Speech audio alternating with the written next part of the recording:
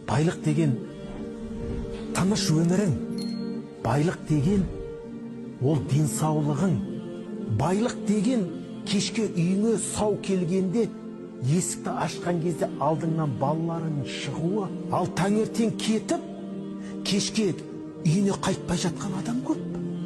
Балалар әлі күтіп отыр. Қазір шам уақыт өтті, қазір құптан да кетіп қалады, бірақ әлі жоқ.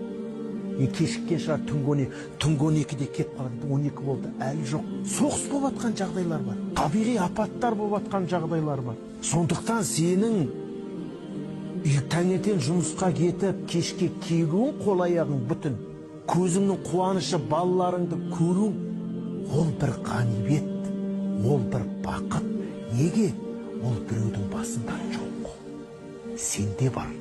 Сондықтан сен ойлап қалма, мен не нәрсеге шүкір етуім керек деп. Шүкір ететін нәрсе